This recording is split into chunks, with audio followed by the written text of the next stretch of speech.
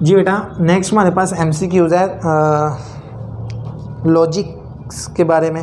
तो इसमें एक MCQs हमारे पास है जिसको हम डिस्कस करते हैं। Statement, negation, P employees Q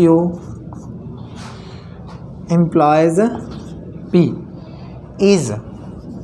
उसने आगे पूछा है कि ऑप्शन है आपके पास टोटोलॉजी,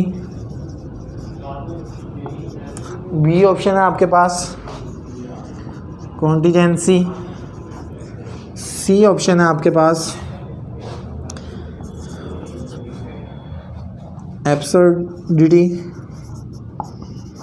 और डी ऑप्शन है आपके पास बेटा कॉन्ट्रापोजिटिविटी।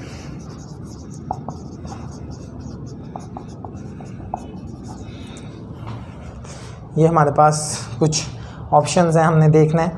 तो हमें यहाँ पे वालेकुम सलाम कुछ वो बनाना पड़ेगा, तो टेबल बनाना पड़ेगा हमारे पास।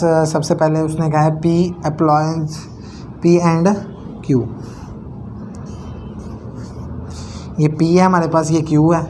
अगर हम बात करें ट्रू ट्रू, फॉल्स फॉल्स, यहाँ पे हम क्या देते हैं ट्रू फॉल ट्रू फॉल। तो P एम्प्लॉयज़ Q में हमें पता है ये कंडीशनल है।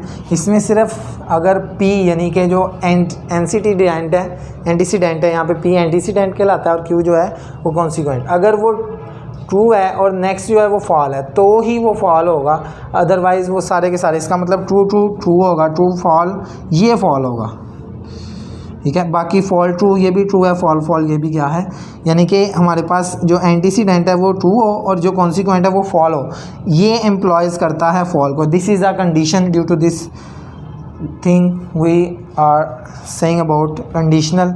अब उसने कहा इसकी निगेशन ले लें। निगेशन में हम क्या करेंगे, इसकी क्या ले लेंगे हम P एम्प्लॉयज़ Q की निगेशन ले लेंगे। निगेशन में हम क्या करते हैं कि ट्रू है तो उसको फॉल बना देंगे, फॉल है तो ट्रू, ट्रू है तो फॉल, और अगर ट्रू है तो फिर क्या बन जाएगा फॉल। अब उसने कहा इसको एम्प्लॉयज़ कर दें दोबारा, इसको हम एम्प्लॉय करते हैं किस पे, दोबारा P पे। तो देखते हैं क्या ऑप्शन आता है। फॉल को ट्रू पे करेंगे तो ट्रू ही आएगा, ट्रू को ट्रू पे करेंगे ट्रू आएगा, फॉल को फॉल पे करेंगे तो क्या आएगा ट्रू आएगा, और फॉल को फॉल पे करेंगे फिर क्या आएगा ट्रू। चारों के चारों ऑप्शन ट्रू आ रहे हैं, तो इसका मतलब ये टोटोलॉजी होगा, क्योंकि हमें पता है कि अगर हम ट्रुथ टेबल में दो पॉसिबिलिटीज़ लें तो हमेशा आंसर क्या आता है ट्रू आए, तो वो जो कॉन्सेप्ट होता है, वो जो लॉजिक्स होते हैं वो टोटोलॉजी होते हैं। अगर ट्रू आएगा फॉल आए, दोनों आ रहे हैं तो वो कॉन्टिजेंसी, अगर फॉल्स आए सारे तो एब्सर्डिटी, और कॉन्ट्रा पॉजिटिविटी इसमें रिवर्स भी हो और कन्वर्स भी हो, इन्वर्स और कन्वर्स दोनों मौजूद हों, उसको हम कॉन्ट्रा पॉजिटिविटी कहते हैं। ये कुछ MCQs थे, MCQs था लॉजिक के बारे में, ये हमने स्टडी किया है। इसके बाद हम एक और इसी तरह का एक MCQs है, वो उन्होंने सेट में कन्वर्ट करके बताया हुआ है, तो हम देखते हैं वो क्या है। Logic from of A union B का complement intersection B is. A हमारे पास जो ऑप्शन है वो क्या है, P एंड Q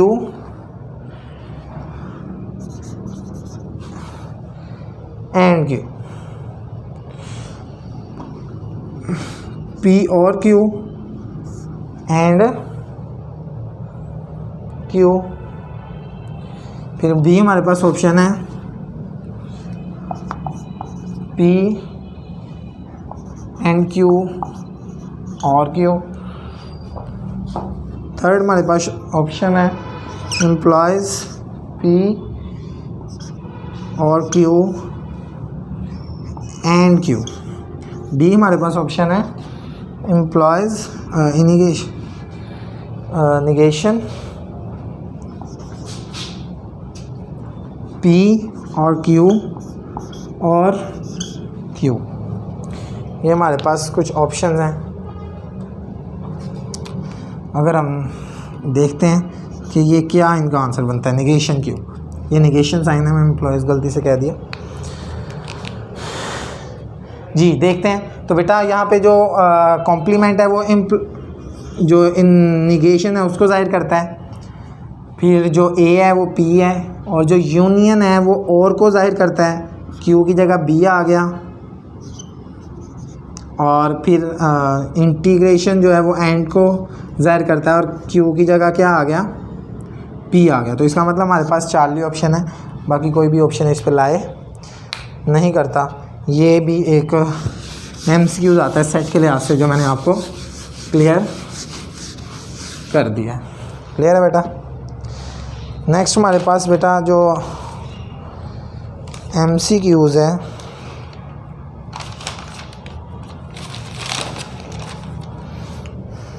फंक्शन से रिलेटेड है। लॉजिक्स के बाद हमारा जो ये MCQs है ये फंक्शन से रिलेटेड है। तो उसने कहा है फंक्शन, एक उसने फंक्शन दिया हुआ है और उसने पूछा हुआ है कि कौन सा फंक्शन है। जैसे ABC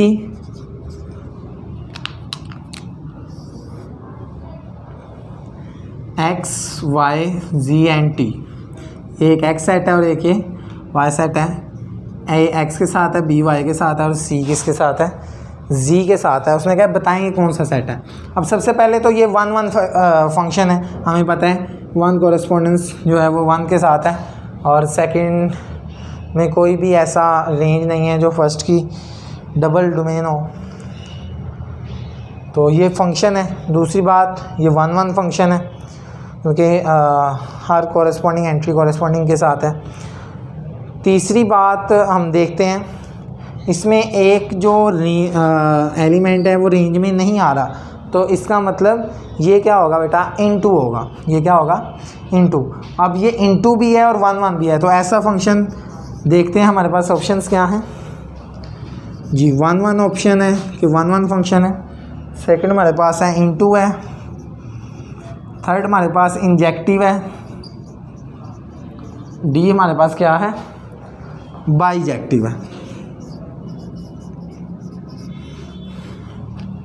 तो अगर हम नोट करें तो ये 1 भी हो और इनटू भी हो तो वो कौन सा ऑप्शन होता है जी, इंजेक्टिव होता है। तो ये इंजेक्टिव है। नेक्स्ट हमारे पास MCQs है बेटा कि अगर एक हमारे पास सेट की फॉर्म में दिया गया है और उसने पूछा है कि बताएं कि ये फंक्शन बाइजेक्टिव है, या अगर ये बाइजेक्टिव हो तो ये कौन सा फंक्शन होगा। If it is bijective function then x क्या होगा। तो हमें पता है बाइजेक्टिव फंक्शन ऐसा फंक्शन होता है जिसमें इनटू भी हो, ऑन टू भी हो और 1 भी हो। तो ये 1 तो हमें नज़र आ रहा है कि मौजूद है, और ऑन टू भी है। ऑन टू इसलिए जितनी डोमेन्स हैं उतनी ही उसकी क्या है, रेंज है, कोई एक्स्ट्रा रेंज नहीं है।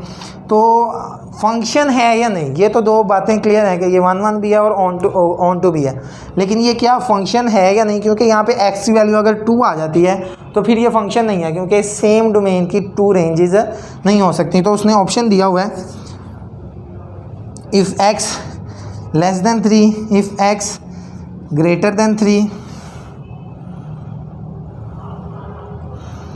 C है x element of real number, D है नन ऑफ दिस।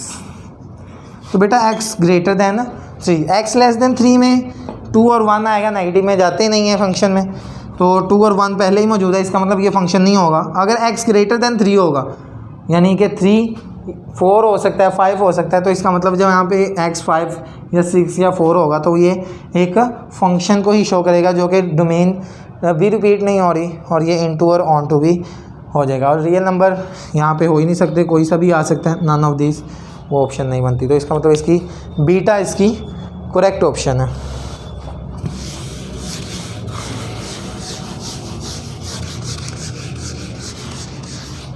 जी इसके बाद बेटा जो हमारे पास नेक्स्ट MCQs है वो इन्वर्स फंक्शन से रिलेटेड है।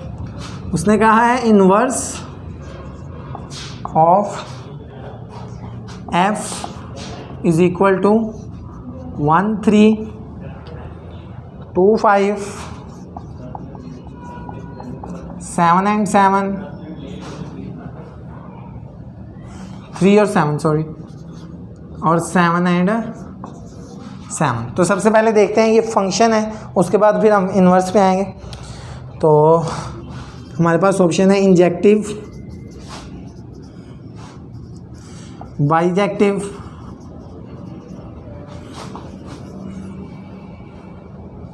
सी हमारे पास इनटू है और डी हमारे पास है नॉट अ फंक्शन। देखते हैं इन्वर्स करने के बाद ये फंक्शन बनता है या नहीं।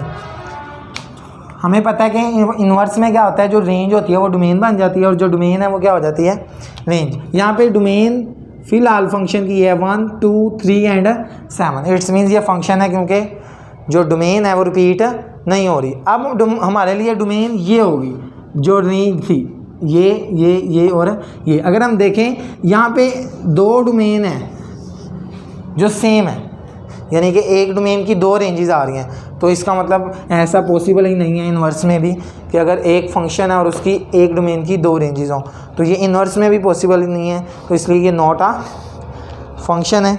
इसके बाद हमारे पास इसी से रिलेटेड, इन्वर्स से रिलेटेड एक और MCQs है बेटा। Inverse of y square is equal to 4ax is y is equal to, option है y is equal to 4a over x, beta option है x square is equal to 4a, और charlie हमारे पास option है y is equal to under root 4ax, और delta हमारे पास option है बेटा y is equal to x square over 4a। अगर मैं बात करूं इन्वर्स की, तो इन्वर्स में हम क्या करते हैं बेटा, ये जो रेंज होती है हम इसको डोमेन बना देते हैं, यानी कि y को हम x कर देते हैं, और जो डोमेन होती है यानी x उसको हम y कर देते हैं। तो हम यहाँ पे पुट करते हैं, अगर तो y की जगह हम x पुट करते हैं एक्स स्क्वायर, और जहाँ पे x हम आगे y पुट करते हैं। 4a मल्टीप्लाई हो रहा है, इधर आगे क्या हो जाएगा y। इसका मतलब डेल्टा ऑप्शन इसका क्या है, करेक्ट ऑप्शन है।